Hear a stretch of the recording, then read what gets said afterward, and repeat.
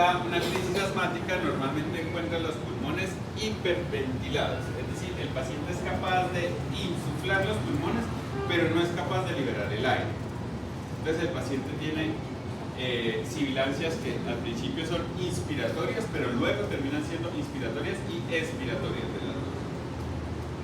Ustedes ven acá tenemos 1, 2, 3, 4, 5, 6, 7, 8, 9 espacios costales, es decir, que está bien tomada, son equidistantes de las clavículas, y los pulmones tienen dos cosas. Uno, que se ven como muy oscuros, es decir, muy radio-opacos por la trama vascular, pero muy insuflados también. Las cúpulas diafragmáticas pueden estar un poco horizontalizadas, es decir, que los pulmones las están empujando. La trama vascular y la trama bronquial se vuelve transitoriamente radio-opaco, es decir, blanco. Mientras que el parénquima va a estar hiperinsuflado y lo vamos a ver radiolúcido, es decir, muy negrito. Bien. Ahora, en relación a las bronquiectasias, que decíamos que también hacen parte de los trastornos que son obstructivos y no de los que son restrictivos, es decir, hasta ahora vamos solo con los obstructivos, pues se define como una dilatación permanente de los bronquios y bronquiolos que causa o que está condicionada más bien a la destrucción del músculo liso y del tejido elástico de sistema. No es una patología en sí, sino que es una condición secundaria de alguna patología, es decir, es una manifestación clínica de alguna patología. ¿Cuáles son los factores de riesgo? Pues que usted tenga una obstrucción bronquial, ya sea porque tenga COVID, ¿verdad? Es decir, porque tenga bronquitis crónica, la bronquitis crónica al final puede dar bronquiectasias, ¿verdad? O porque usted tenga, por ejemplo, fibrosis quística, algunas inmunoglobulopatías o disquinesia ciliar primaria. ¿Qué es esto? Ustedes ya vieron, ¿tiene? Disquinesia ciliar primaria. Pero ya vieron. No, eso es genética. Es que no digo genética, pero todas las de salud. Entonces no nos podían colocar cosas específicas porque nosotros todos perdíamos. Entonces, acá sí les puedo poner cosas específicas. También todos Entonces, la disquinesia ciliar primaria es un trastorno genético, hereditario, en el que usted tiene una alteración en el movimiento de los cilios del epitelio respiratorio. El epitelio respiratorio no solamente está en la tráquea y en los bronquios, sino también en los senos paranasales. De tal manera que estas personas se caracterizan porque tienen sinusitis a repetición, pero también pueden presentar neumonías a repetición. Más de 3 veces en el año, por ejemplo.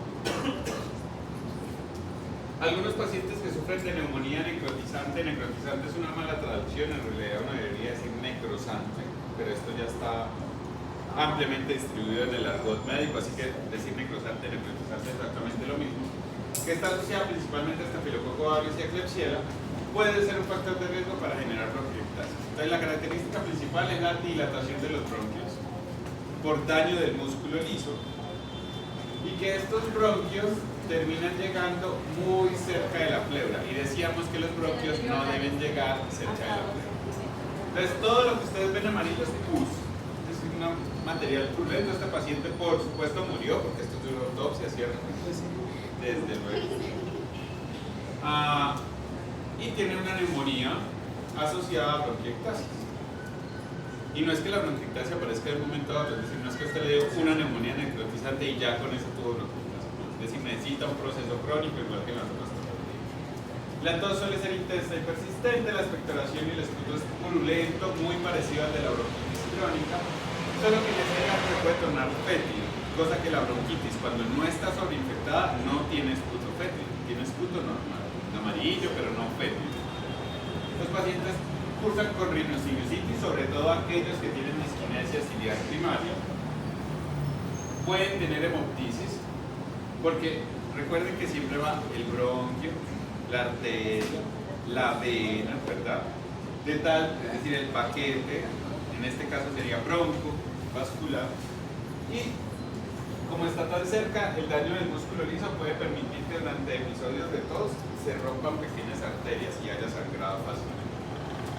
Los episodios de precipitación de los síntomas están asociados a infecciones respiratorias agudas, ya sean por virus y por bacterias, y se caracterizan porque hay hipoxemia, es decir, baja presión de oxígeno, hipercapnia, es decir, alta presión de CO2, van a tener hipertensión pulmonar y pueden cursar con cor pulmonar. ¿Qué era el cor pulmonar? Pues eso no lo vimos. ¿Qué creen que es cor pulmonar?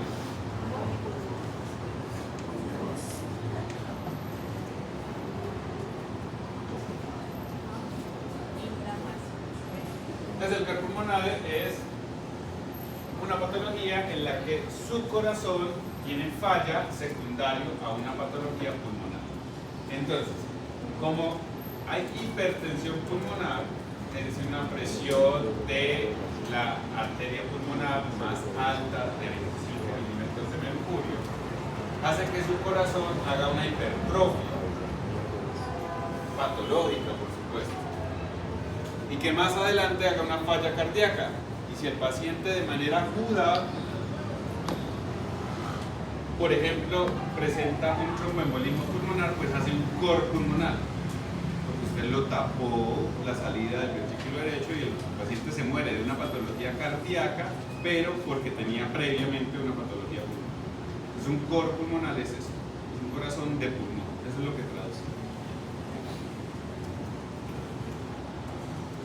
Decíamos que la fibrosis quística es una de las alteraciones o una de las patologías que está relacionada con las bronquiectasias. Es una enfermedad también genética, con un patrón de herencia que es autosómico recesivo y que tiene modificaciones o tiene alteraciones a nivel del gen que codifica para los canales de cloro. Es una enfermedad de tipo germinal, es decir, que todas las células de su cuerpo tienen esa misma mutación. Usted la heredó. De tal manera que para el diagnóstico de la fibrosis quística yo puedo utilizar un test de electrolitos en sudor. ¿Por qué? Pues porque si usted tiene dañados los canales de cloro en el pulmón, pues también los tiene dañadas la glándula sudorípara. De tal manera que usted puede medir el cloro en el sudor y saber más o menos si el paciente tiene una alteración en los canales de cloro. Ustedes dicen eso, test de electrolitos en sudor en una revista de medicina interna en un paciente que tenga fibrosis quística, normalmente les ponen 5.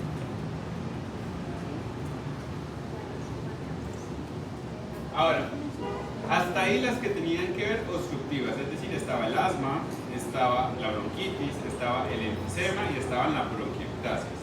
Esas 4 son las de obstructivo. Ahora vamos a ver las enfermedades intersticiales o restrictivas. Se caracterizan porque todas ellas tienen fibrosis pulmonar, generalmente bilateral. Es decir, en este caso no hay un daño del alvéolo propiamente, no hay un daño del bronquio, sino hay un daño del estroma o del mesénquima, es decir, de lo que sostiene el pulmón. Lo demás parece funcionar bien. Afecta la pared de los alvéolos. La clasificación suele ser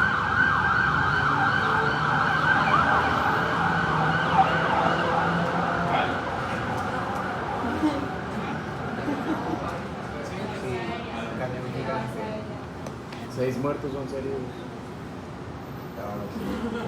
la clasificación. Ya les doy la actualización. Qué pesar. Este país está hecho una mierda. La clasificación en este sentido es clínico-patológica, es decir, no sirve solo la radiografía, la tomografía ni una biopsia. Debo decirles de una vez que todas estas enfermedades pulmonares, al final de la enfermedad pulmonar, todas en el microscopio se ven iguales, todas. Entonces es difícil de decir cuál enfermedad es solo por el microscopio. La característica principal de las enfermedades restrictivas es que el pulmón no se distiende de manera adecuada y tiene un patrón similar al que veíamos en el enfisema, un patrón en panal diabético.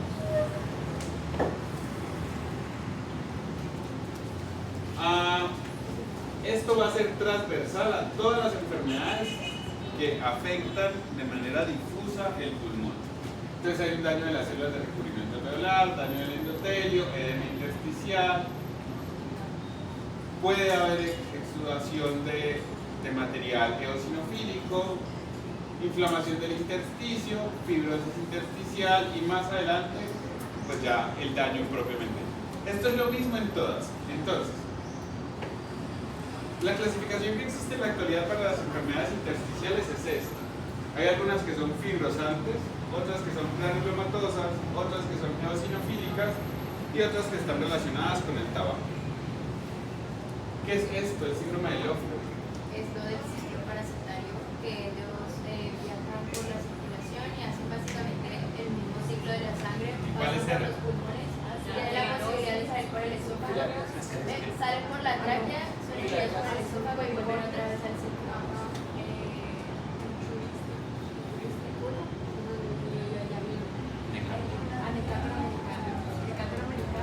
Bien.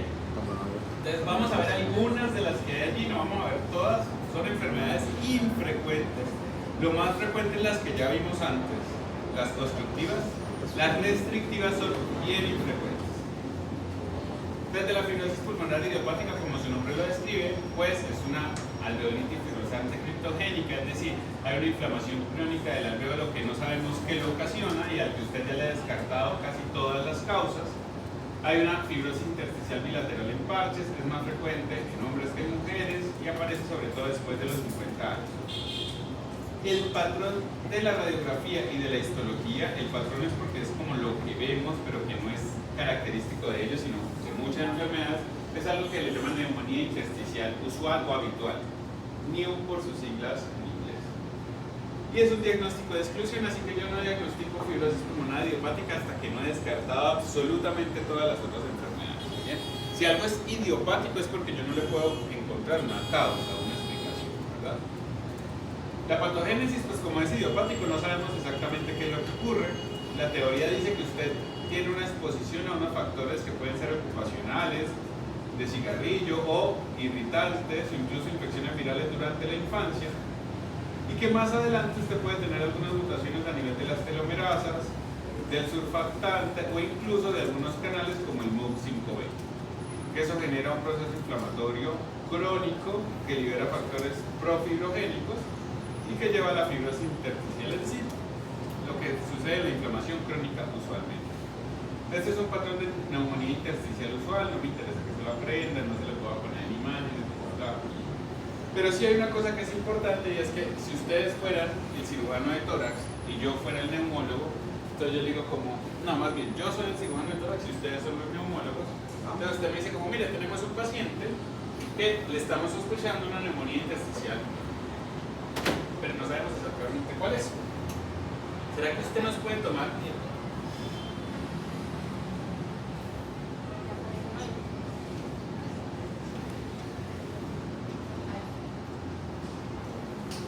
¿Será que usted nos puede tomar una biopsia del pulmón?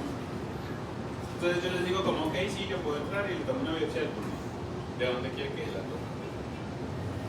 Entonces ustedes me muestran la tomografía y ustedes me dicen de qué lado quiere que la tome y por qué de ese lugar. ¿Quiere que se la tome, por ejemplo, de un área que se va a ver así? ¿O quieren que se la tome de un área que se va a ver así? ¿Quieren que se la tome del pulmón sano, del pulmón enfermo, de la transición entre el pulmón sano y el enfermo? ¿O de dónde?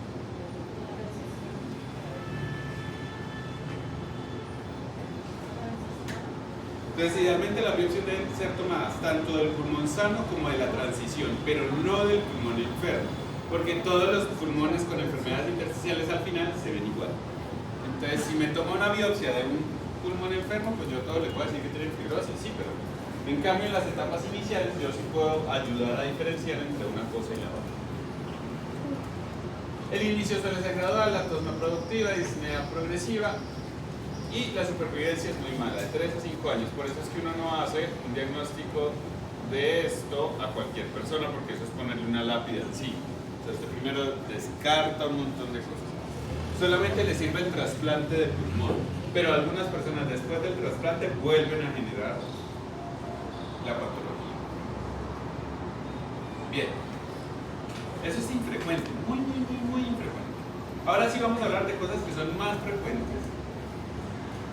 pero que todas tienen el mismo proceso fisiopatológico y le vamos a decir neumoconiosis. Y no es otra cosa que una enfermedad pulmonar que esté causada por la exposición a un agente orgánico o inorgánico.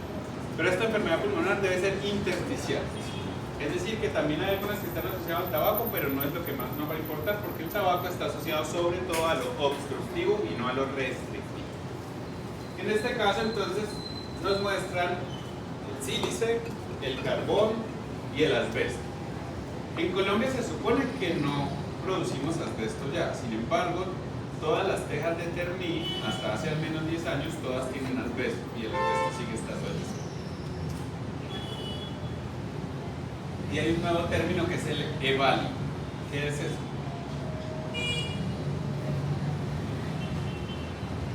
Es la enfermedad por papel. ¿Se traduce por qué? Ah, sí. ¿Qué pasó? Entonces es como, está en inglés, pero es como log interplay. Esto es papel, esto es log, y esto es como intersticio. ¿Ya lo buscaste? Sí. ¿Cómo dice?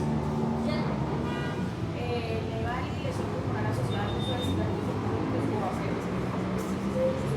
Entonces, el EPOC está sobre todo asociado al tabaco, no quiere decir.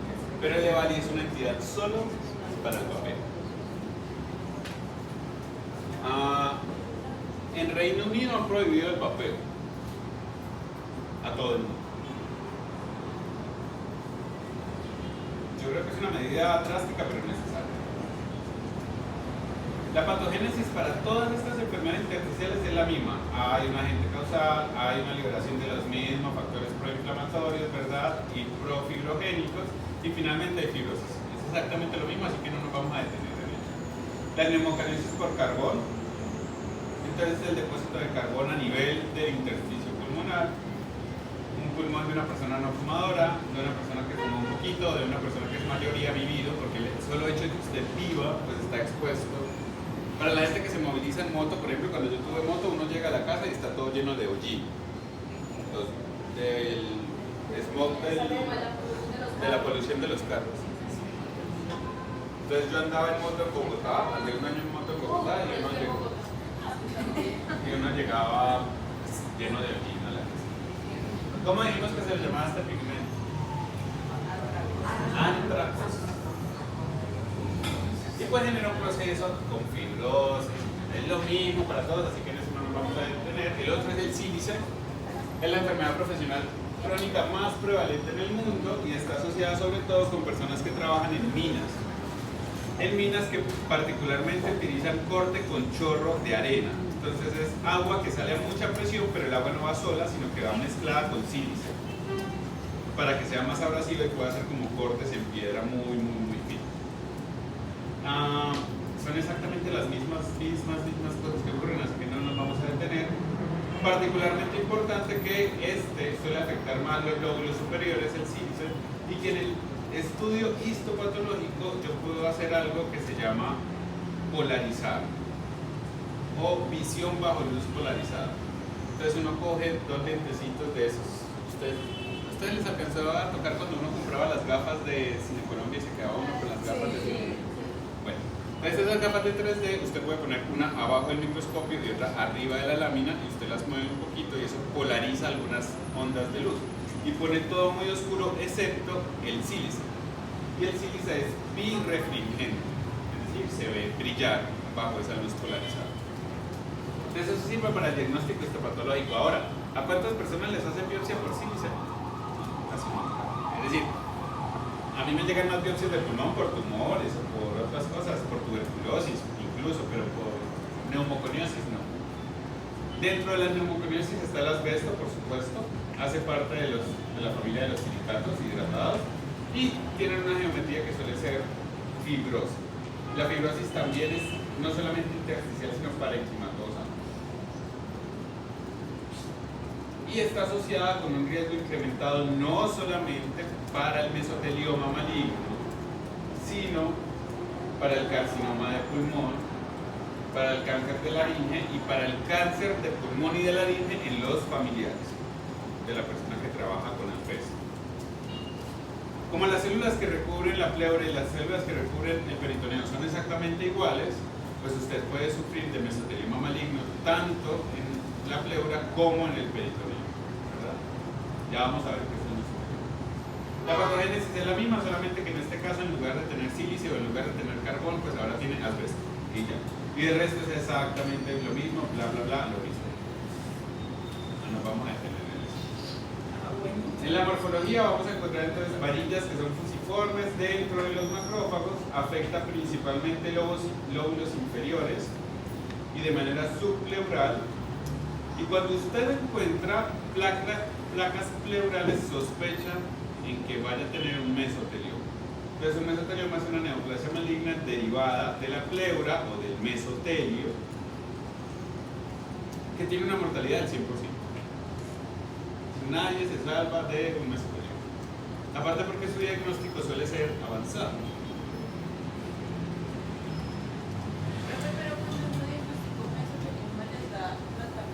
Sí, claro, no, les da tratamiento. Entonces a muchos pacientes lo que le podemos hacer es algo que se llama pleuredesis.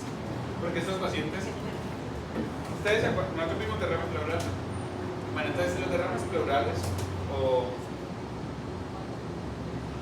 pero seguimos edema. Y el edema solía ser una manifestación activa de un proceso inflamatorio.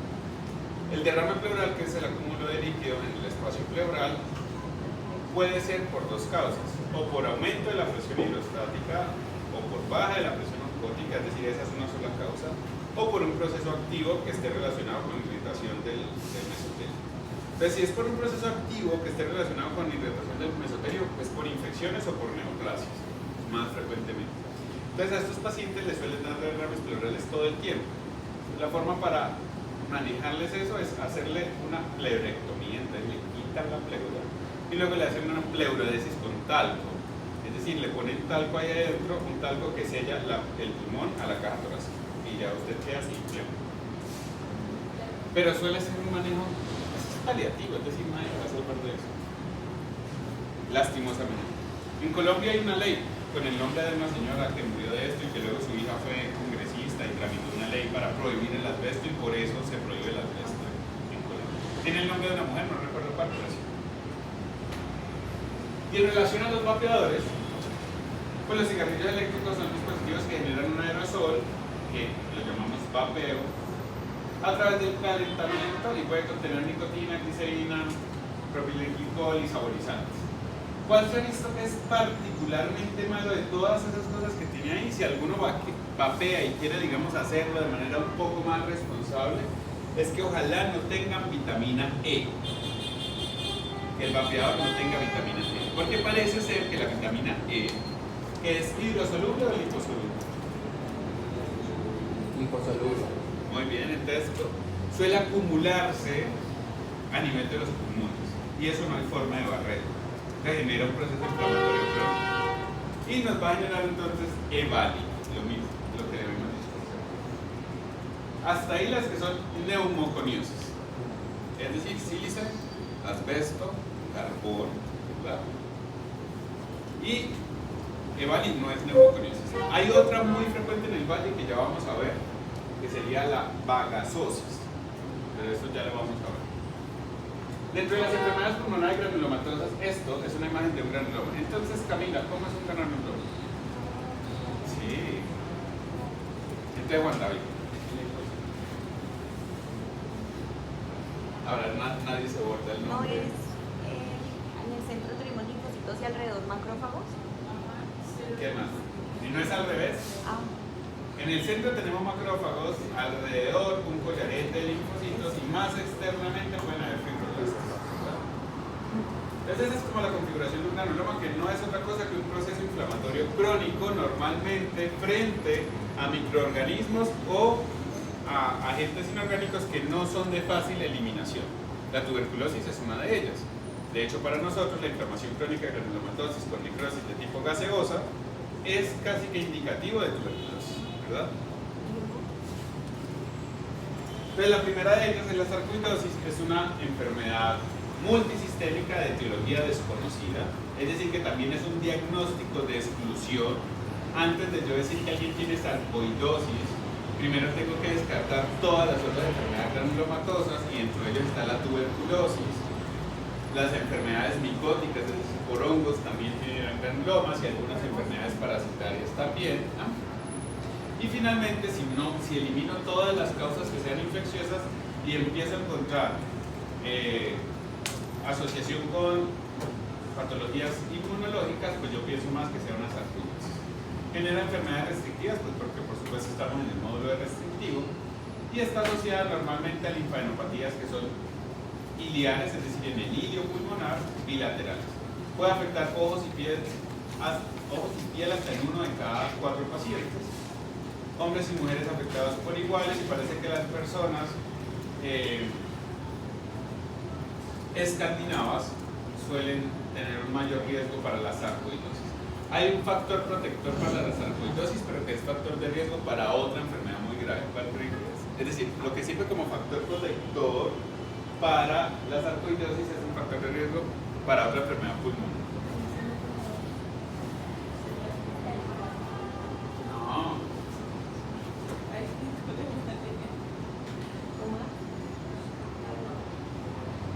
Fumar. El tabaquismo. Pues la nicotina. Entonces, en realidad, en relación a la etiopatogenia, porque la nicotina activa los linfocitos T reguladores y parece ser que dentro de la patogenia de la sarcoidosis hay una disregulación de los linfocitos T reguladores. Entonces eso hace que se forme de manera crónica granulomas, es decir, que haya un proceso inflamatorio crónico que no tenga regulación. La nicotina es un upregulation de los linfocitos T reguladores. Ahora, te escoge, ¿quiere sarcoidosis o quiere cáncer de pulmón?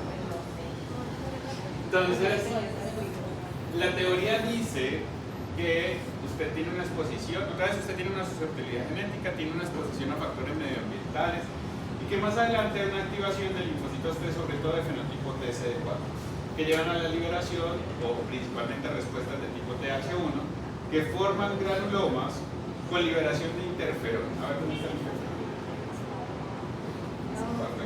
interferón? Igual al interferón que se produce durante las infecciones por tuberculosis como las que veíamos al inicio, ¿verdad? Los linfocitos T reguladores parecen no funcionar de manera adecuada y eso hace que usted más frecuentemente tenga fibrosis intersticial. A los pacientes para la sarcoidosis, cuando hay un daño generalizado, pues no queda más sino el trasplante, pero no quiere decir que no le vaya a dar otra vez sarcoidosis. A los pacientes con este tipo de enfermedades, igual que en otras, se inmunosuprimen. Si esto aparece acá es porque es particularmente importante, es decir, proinflamatorias, ¿verdad? Un fenotipo TH17 y el interferón gamma. Es porque es particularmente importante y es quizás lo que más deben aprender. En cuanto a la morfología, la sarcoidosis tiene algo que es típico, pero que no es único de ellos, que son los cuerpos asteroides. Y son células gigantes multinucleadas que dentro de ellas tienen unas inclusiones proteínáceas eosinofílicas como estas que se ven acá, que parecen como un asteroide. Pues eso creemos los patólogos que parece un asteroide y a la gente no le parece tal. Pues célula gigante multinucleada. Esas no parecen también en un ojo. Podría parecer más un diente de león. En una patología de ojo. Ese es el fenómeno de Splendor-Hawking, que aparecen en algunos hongos y en algunas bacterias también, como en los actinomyces. Pero en cuanto a la morfología, pues enfermedades crónicas granulomatosas, acá está el granuloma, célula gigante multinuclear, linfocitos y alrededor un collarete de fibroblastos.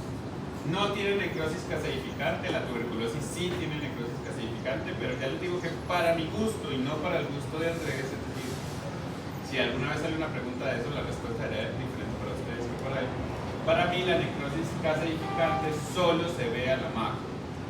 Y en el microscopio no. ¿Ven? Para Andrés se puede ver en el microscopio. Hay algunas de estas células gigantes multinucleadas pueden tener cuerpos de Schwann, que no son otra cosa que calcio del cerebro, algunas calcificaciones, y cuerpos asteroides que son estos que están acá. Ya habíamos dicho que también puede afectar ojos y piel, el intersticio y las adenopatías iliares. Ahí puede ser. En estos, no sé, estos son los asteroides y los de Schwann es que la foto es muy malita, pero piensen que son las cosas que se ven más oscuras acá. Se supone que esa es la calcificación. Igual están dentro de las células gigantes multinucleadas. Suele ser asintomático hasta que usted ya está muy mal, hasta que ya tiene mucha fibrosis. Ya sabemos que puede afectar la piel y los ojos, pero también puede hacer hepatosplenomegalia, es decir, puede haber un incremento del volumen del hígado y del vaso. Y pues desde luego que va a cursar como una enfermedad respiratoria, disnea, tos, dolor torácico retroesternal, ¿verdad? Síntomas constitucionales, porque hay una liberación además de puros factores que son proinflamatorios, ¿verdad? Y usted termina en un estado catabólico. Y es un diagnóstico de exclusión. Ya les había dicho que hasta que usted no descarte todo el resto de cosas, no va a decir que el paciente cursa con unas artritis.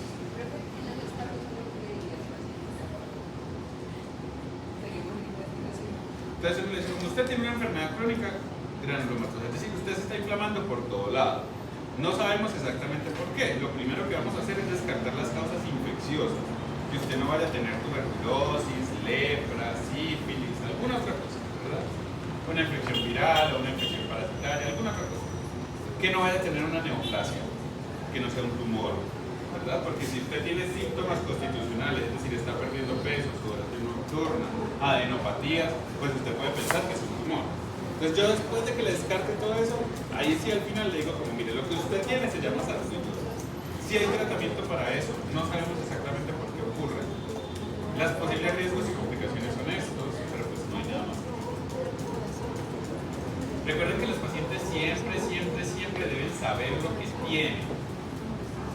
Y si una persona es mayor de edad, aún cuando no sea mayor de edad, es decir, todos los niños mayores de 9 años y hasta los abuelitos, a menos de que tengan Alzheimer o alguna deficiencia cognitiva, todos tienen derecho a saber qué enfermedad tienen, así se vayan a morir. Si su familia no lo hace, se llama conspiración de silencio. Y usted debe saber que usted se va a morir porque es su vida y usted verá qué hace los últimos meses con su vida, no su familia va a decidir qué hace con su vida.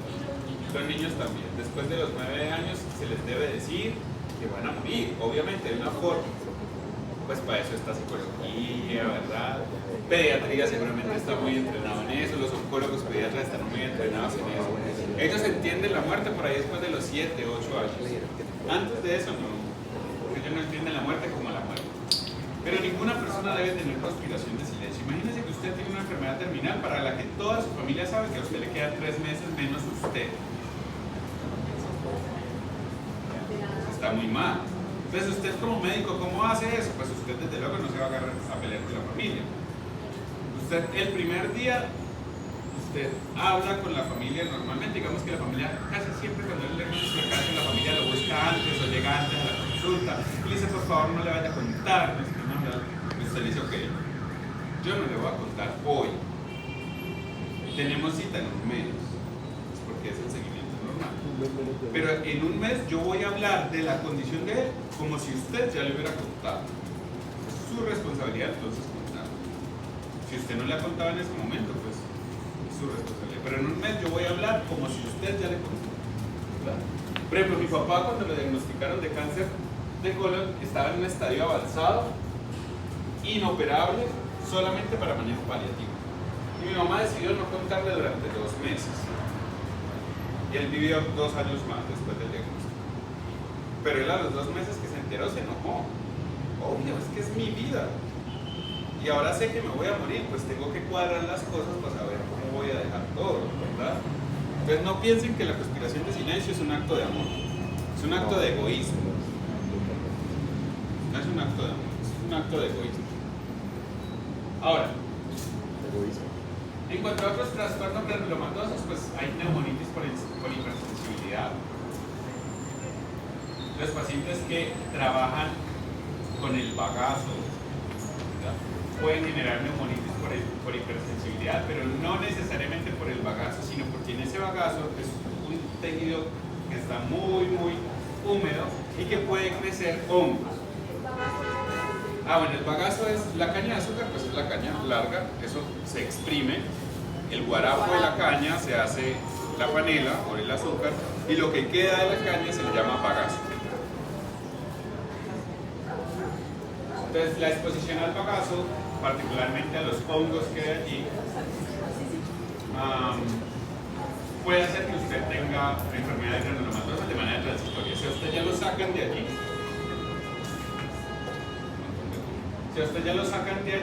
del trabajo en el bagazo, pues ya se le va a quitar. Es decir, esta no es crónica y resuelve después de que usted se vaya.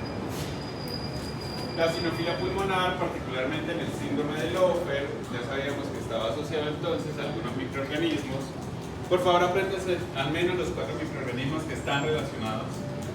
Yo les había dicho que con NASA se lo aprendían, ¿verdad?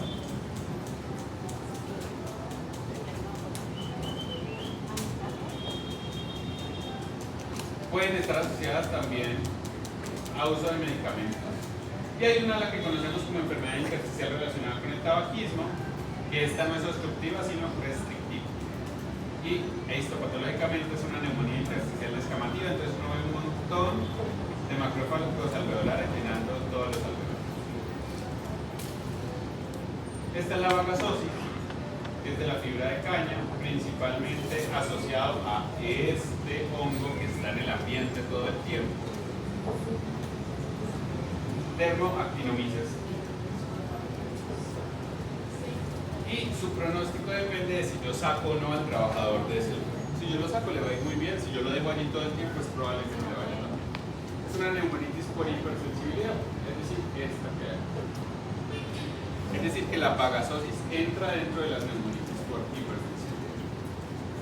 Y ocurre lo mismo que en todas las enfermedades intersticiales, es decir, hay una fase aguda en la que probablemente si usted quita la gente va a mejorar, hay una fase subaguda en la que usted debe quitarle la gente y dar algunos medicamentos, y hay una fase crónica en la que ya no va a mejorar la fibrosis, independiente de si usted saca o no al paciente de allí. Bien, vamos a descansar 5 minutos. Tan amplio, Porque tenemos que terminar el pulmón.